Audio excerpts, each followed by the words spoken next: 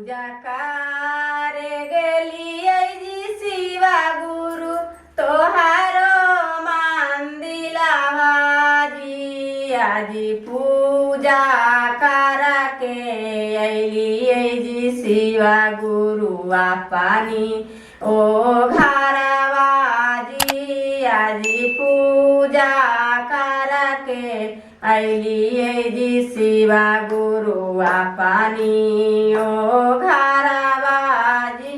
स्वामी मोरया जी शिवा गुरु छेकले दुआरिया जी। आज किया किया मांगला है धानी भोला से आशीर्वाद आहे आहे। किया किया मांगला है धानी शिव गुरु से आशीर्वाद आहे।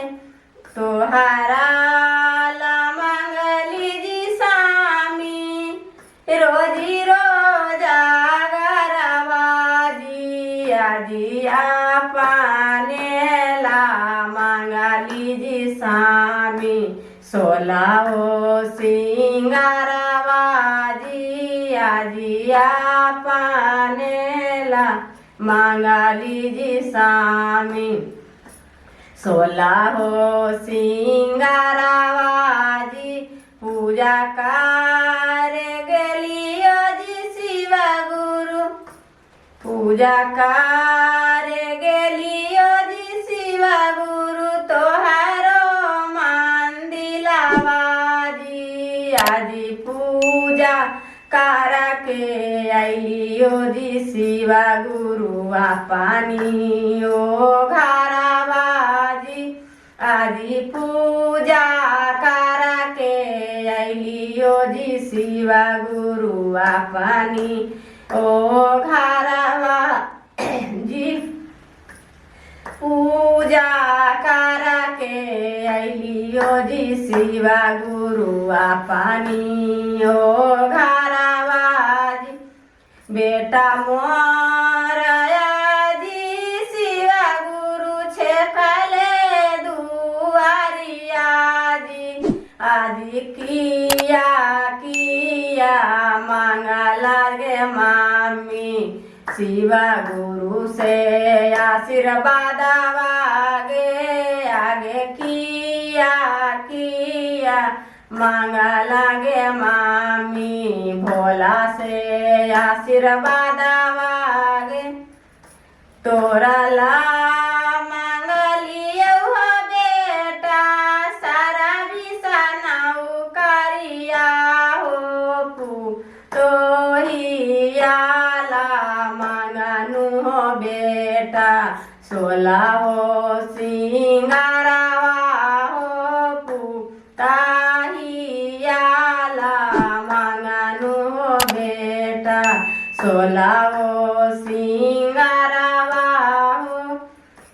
पूजा कर गेलियै जी शिवा गुरु तोहारो मंदिलवा जी। आजी पूजा करके अलियै जी शिवा गुरु पानी ओ घरवा जी। आजी पूजा करके अलियै जी शिवा गुरु पानी ओ घरवा जी।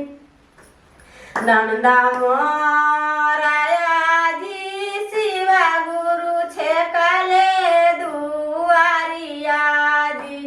आजी किया किया मांगला जी मामी शिवा गुरु से आशीर्वाद जी। आजी किया किया मांगला जी मामी भोला जी से आशीर्वाद जी। तोरा लागी मंगनु जी बेटा असर बिसनाऊ करिया जी। आजी बेटिया ला मंगनु जी बेटा 16 सिंगारवा जी।